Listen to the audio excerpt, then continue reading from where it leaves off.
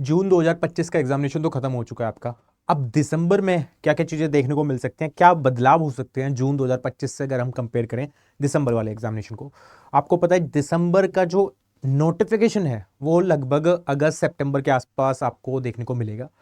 और क्योंकि इस बार जून वाला थोड़ा सा अनएक्सपेक्टेड रहा है अपने आप में ही। कुछ चीज़ें इस पेपर वन में, कुछ चीज़ें पेपर टू में, बहुत चीज़ें चेंजेस होके दिखी हैं आपको। बहुत सारी परेशानी भी आपने उठाई है जब आप एग्जामिनेशन को अटेम्प्ट कर रहे हो, या जब हम एनालिसिस कर रहे थे जब भी हमें फील हुआ कि यार क्या ये चीज़ें आनी भी चाहिए थी, क्या ये चीज़ें इंक्लूडेड भी है सिलेबस में। थोड़ी सी उस पर चर्चा करते हैं। और क्योंकि अब आपका एग्जामिनेशन खत्म हो चुका है, अब आप दिसंबर के लिए रेडी होंगे, या जो स्टूडेंट बिल्कुल फ्रेशर हैं वो दिसंबर के लिए अटेम्प्ट करेंगे। अब क्योंकि क्लासेस भी रिज्यूम हो जाएंगी आपको यूट्यूब पर, और पेड तो आपका 7 जुलाई से स्टार्ट हो ही रहा है। थोड़ी सी बात कर लेते हैं एक बार चीज़ों पे, क्या हो सकते हैं बदलाव उन पे। एक तो देखो, टू बी फर्स्ट मैंने यूजीसी के लिए एक वीडियो भी बनाया था, है ना, और वो बताया था कि आपको रिलीज करना पड़ेगा एक updated syllabus. Specially paper one में तो बहुत ज़्यादा चेंजेस देखने को मिलते हैं। अगर आप पेपर वन का सिलेबस देखोगे वेबसाइट पे जाके, तो मैंने इतनी बार आपको बताया कि मैथ्स में स्पेशली 3 पॉइंट में उन्होंने पूरा सिलेबस डिसाइड कर दिया कि ये आने वाला है। बट क्या वो एक्चुअली आ रहा है? वो तो आ रहा है, लेकिन उसके अलावा जो इन्होंने ईटीसी में छुपा के रख रखा है वो भी आ रहा है। जैसे मैंने बताया था, एडवांस मैथ्स के क्वेश्चंस वहां पे पूछे जा रहे हैं, बट वो सिलेबस में कहीं मेंशन ही नहीं है। बार बार मैं इतनी बार बोलता जा रहा हूं कि आपको नोटिफिकेशन से पहले आपको एक नोटिस निकाल के अपडेट करना पड़ेगा सिलेबस को, कि ये चीज़ें अपडेट कर दी हमने, और वो जरूरी भी है। जैसे आपने देखा इस बार बहुत सारी चीज़ें स्पेशली पेपर वन में तो देखने को मिली है, जो डायनेमिक मैं बता रहा हूँ। इसी वजह से पेपर वन अपने आप में गेम चेंजर रोल प्ले कर देता है। अब अगर हम बात करें इंग्लिश पेपर की, पेपर टू इंग्लिश का आपका बहुत डिफिकल्ट था पेपर, तो वहाँ paper one is the game changer. Commerce का देख लो आप, या बाकी सब्जेक्ट्स का देख लो, पेपर वन जहाँ आप छोड़ के जा रहे हो या आप इग्नोर करके जा रहे हो, वो लास्ट में दुख दे के जाएगा। क्योंकि पेपर टू में आप जितना स्कोर भी कर रहे हो, 60 क्वेश्चन 70 क्वेश्चन तक आप सही करोगे, है ना, वो एक normal average number of students इतना अटेम्प्ट करते हैं सही सही, सो दैट आपके 140 बन रहे हैं। अगर आपका पेपर में सॉलिड नहीं है तो आप 200 क्रॉस कर ही नहीं पाओगे। ये तो तब का केस है जब आप उतने अटेम्प्ट कर पा रहे हो, यानी कि इजी टू मॉडरेट डिफिकल्ट नहीं है पेपर। और जब डिफिकल्ट होगा तो नंबर ऑफ एपिएंट जो एग्जाम को अपेयर कर रहे हैं, वो एवरेज नंबर ऑफ जो क्वेश्चन अटैम्प्ट होंगे वो 50 के लाई करेगा। मतलब 50 क्वेश्चन सही आप अटैम्प्ट करने वाले हो, 45-50 क्वेश्चन अगर डिफिकल्ट है स्पेशली पेपर टू में।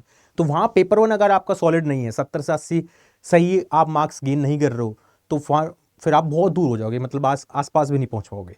तो पहली बात तो ये समझ लो कि आपको यूजीसी को पहले एक अपडेटेड सिलेबस निकाल देना चाहिए कि क्या सिलेबस हो सकता है। जैसे मैं डीआई की भी बात कर रहा हूँ, तो डीआई में भी अगर आप देखोगे तो कहीं भी मिसिंग डीआई नहीं लिखा हुआ, है ना, लेकिन वो पूछा जा रहा है। बॉटनी स्ट्रीम लिखा ही नहीं हुआ है कहीं सिलेबस में, तो उनको आई थिंक ये पहले करना चाहिए। तो ये बदलाव तो बहुत जरूरी है, होना ही होना चाहिए। सेकंड नंबर पे बात करते हैं equal weightage of all the units. ये स्पेशली पेपर वन के मैं बता रहा हूँ, क्योंकि पेपर वन में इस बार टीचिंग एप्टीट्यूड के क्वेश्चन बहुत ही कम आ रहे हैं, किसी किसी शिफ्ट में आया ही नहीं है। वहीं पे ही आईसीटी और बाकी मैथ्स का लेवल बढ़ गया है। अब सोचो कोई स्टूडेंट अगर मैथ्स से डर लग रहा है, जिसको, जो कि मोस्टली को डर लगता ही है ना, वो मैथ्स छोड़ के जाते हैं तो उसकी वजह से डीआई नहीं बन पाता उनका। और ये मैं बार बार बोल बोल के थक भी चुका हूँ आपको कि इस पर ध्यान देना पड़ेगा आपको। तो अगर आप दिसंबर की तैयारी कर रहे हो तो अभी से ये सॉलिड करना पड़ेगा आपको। तो अगर सपोज करो आप मैथ्स छोड़ के जा रहे थे, तो वहां तो 5-6 क्वेश्चन से ज्यादा दिख गया आपको मैथ्स के, है ना, वहीं टीचिंग एप्टीट्यूड का वेटेज कम हो गया या पीडी का कम हो गया, तो उसकी वजह से आपका पूरा पेपर वन बिगड़ गया। तो अब आप किसी भी यूनिट्स को छोड़ के नहीं जा सकते, पहली बात तो ये सुन लो, क्योंकि बहुत ज़्यादा चेंजेस देखने को मिलते हैं। तो ये भी है कि ये भी होना चाहिए। अगर आप वहाँ पे लिखते हो, जब आप सिलेबस खोलोगे तो नीचे एक नोट लिखा होता है, जो आप ऑफिशियल वेबसाइट पे जाके देख सकते हो। तो वहाँ पे लिखा हुआ है कि इक्वल यूनिट्स, जो यूनिट्स हैं वो कैरी द इक्वल वेटेज, है ना, बट ऐसा है नहीं कहीं भी। तो अगर आप बोल रहे हो ये चीज़, तो वो दिखनी भी चाहिए एग्जाम में। ऐसा नहीं देखने को मिला, तो इस पर भी फोकस रहेगा हमारा अब, कि अगर वो नोटिस निकालते हैं नहीं निकालते हैं डजेंट मैटर, हमें ये सब चीज़ें कवर करके चलनी पड़ेगी। तीसरा, अनएक्सपेक्टेड जो क्वेश्चंस अब देखने को मिले, जिसमें बहुत सारे स्टूडेंट कंफ्यूज हुए, और जिसकी वजह से उनका जो स्कोर है शायद कम हो सकता है और बढ़ भी सकता है अगर आपने सही गैस कर लिया होगा तो एलिमिनेशन की हेल्प से। मूवीज और सीरियल वाले क्वेश्चंस, हर एक शिफ्ट में आपको 2-3 क्वेश्चन मूवीज के देखने को मिले। अब बहुत सारे स्टूडेंट कह रहे हैं कि सर ये क्योंकि कम्युनिकेशन में मास मीडिया आती है, तो वहां से ही ये क्वेश्चन राइज हुए। वो बात ठीक है आपकी, मास मीडिया में ये सब चीजें आती हैं, बट अभी तक क्यों नहीं आई फिर? क्योंकि सिलेबस तो वही था। तो जब आप मास मीडिया बोल रहे हो तो अगर मास मीडिया बोल के आप मूवीज़ वाले क्वेश्चन क्रोनोलॉजी पूछ लेते हो, और कुछ भी ऐसा स्पेसिफिक नहीं है कि आप रिसेंट मूवीज़ पूछ रहे हो या पहले की मूवीज़, हॉलीवुड आप 90s की दशक की मूवीज़ पूछ रहे हो, तो उसका कोई रेलिवेंस नहीं बना, या उसकी वजह से आप सोच रहे हो कि इसकी स्टूडेंट्स की स्किल चेक हो रही है, वो भी कोई सिग्निफिकेंस नहीं है, क्योंकि ये नॉर्मली आप एसएससी में देखते थे, स्टाफ सिलेक्शन कमीशन के जो पेपर होते हैं। मैंने आपको पहले भी बताया था कि एमटीएस के पेपर में मल्टी टास्किंग एक स्टाफ का एक 10th based examination SSC conduct करती है। तो उसमें जो क्वेश्चंस पूछे गए थे कि हनी सिंह का रियल नेम क्या है ना, जो बादशाह है उसने ये सॉन्ग डायरेक्ट किया है, तो ये सॉन्ग किसने डायरेक्ट किया है, इस तरीके से नाम पूछे गए, है ना। उनके रियल नेम जो स्टेज नेम है वो डाल के कि हाँ स्टेज नेम तो सबको पता है, क्या इनके रियल नेम पता है आपको। तो ये वो क्वेश्चंस होते हैं जो पेपर बिगाड़ देते हैं पूरा का पूरा, है ना। जो स्टूडेंट्स बिल्कुल अवेयर नहीं है या मूवीज़ वूवीज़ कम देखते हैं या गाने वाने कम सुनते हैं, तो उनको आइडिया ही नहीं होगा। और अगर मूवीज़ देख भी रहे हो आप, तो तब भी प्रॉब्लम आएगी जिस हिसाब से इस बार क्वेश्चन पूछे गए थे। तो मेरा ये मानना है अगर आप ऐसे क्वेश्चन पूछ रहे हो तो वो सिलेबस में इंक्लूड करना पड़ेगा, आपको स्पेसिफाई करना पड़ेगा, है ना, मूवीज़ और वो सब डाल के। जैसे हम डीआई की बात कर रहे हैं, डीआई में आपने डाल दिया और उसके बाद ईटीसी लिख दिया, है ना, तो बच्चे तो वही पढ़ के जा रहे हैं, है ना। बट मैंने ऐसा नहीं किया था, मैंने इस बार आपको जब पेड क्लासेस में पढ़ाया था तो मैंने सारा मिसिंग डीआई भी करा दिया, इनकम एक्सपेंडिचर वाले भी, मिक्स डीआई भी करा दिया, और मिसिंग डीआई आपको दिख भी गया, इनकम एक्सपेंडिचर वाला दिख गया। बोटन स्ट्रीम नहीं आ रहा बट मैंने कराया था आपको, मिक्सचराइजेशन भी कराया था, वो क्वेश्चन दिखा दो, सोचो मिक्सचराइजेशन नाम कहीं मेंशन ही नहीं है पूरे सिलेबस में, आप देखोगे बट एग्जामिनेशन में पूछा जा रहा है।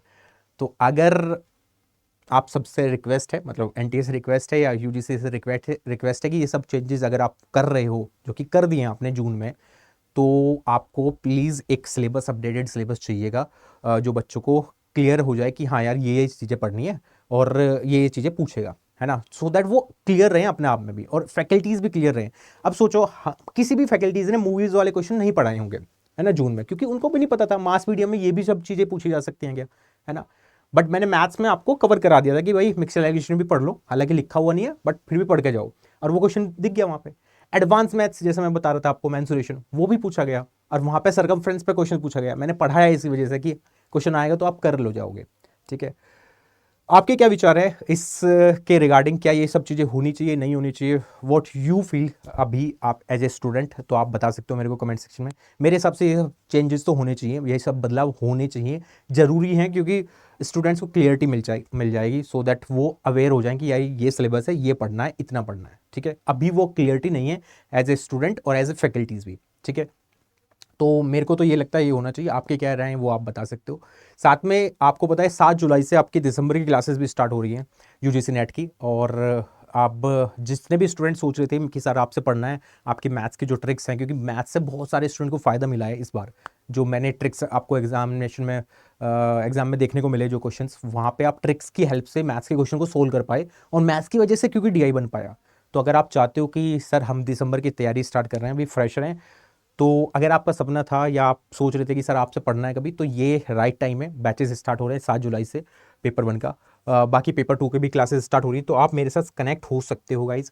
क्या करना है, बहुत आसान सा तरीका बता रहा हूँ, अड्डा 24/7 वेबसाइट पे जाना है ना, ऑल कोर्सेज पे क्लिक करके आपको जाना है यूजीसी पे। यूजीसी पे जाने के बाद आपको यहाँ बहुत सारी चीज़ें दिख रही हैं। अगर सिर्फ पेपर 1 का आप ज्वाइन करना चाहते हो तो पेपर 1 का ज्वाइन कर सकते हो, अगर, क्योंकि हम लगभग 17-18 सब्जेक्ट केटर कर रहे हैं, तो अगर आपका उसमें से कोई सब्जेक्ट है तो आप सीधा मेगा पैक पे जाना, क्योंकि यहाँ पे आपको 2x + 3 मंथ्स दिख जाएगा, मतलब 15 महीने की वैलिडिटी मिल रही है, इससे बढ़िया मौका नहीं मिल सकता। तो जो भी आपका सब्जेक्ट है, इंग्लिश है, कॉमर्स है, होम साइंस है, जो भी सब्जेक्ट है आपका, history, geography, education, physical education, इसे स्क्रॉल करके आप नीचे सारे देख सकते हो। तो जो भी सब्जेक्ट है आप उस पर क्लिक कर देना। एक मैं करके दिखा देता हूँ। मान लो आपका इंग्लिश सब्जेक्ट है ना, पेपर 1 पेपर 2 एक साथ आपको चाहिए, तो आप इस पर क्लिक कर सकते हो, ठीक है। अब देखो यहाँ पे 8363 दिख रहा है, इसमें आपको मॉक टेस्ट, पीडीएफ सब कुछ मिल जाएंगे एक साथ।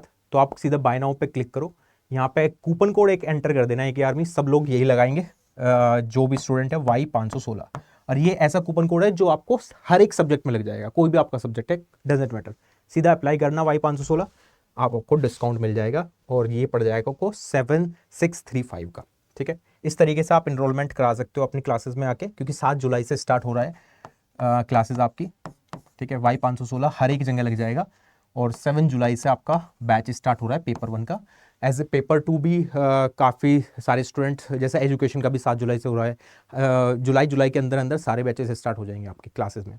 तो अगर आप सोच रहे थे कि सर आपसे वो ट्रिक्स सीखनी है मैथ्स की, क्योंकि हम लगाना चाहते हैं, और मेरी ट्रिक्स ऐसा नहीं कि यूजीसी नेट में फ़ायदा देगी आपको, आप एसएससी का कोई एग्जाम दे रहे हो, बैंकिंग का सोच रहे हो सर ये भी देना है क्योंकि ग्रेजुएशन तो है ही हमारी, तो वो भी आप देना, उसमें भी आपको फ़ायदा मिलेगा, क्योंकि बहुत सारे स्टूडेंट ऐसे भी हैं मेरे जिन्होंने यूजीसी नेट का मेगा पैक लेके और बैंकिंग भी क्लियर कर दिया। ये तो क्लियर हुआ ही हुआ, बैंकिंग का प्रीलिम्स भी हो गया क्लियर।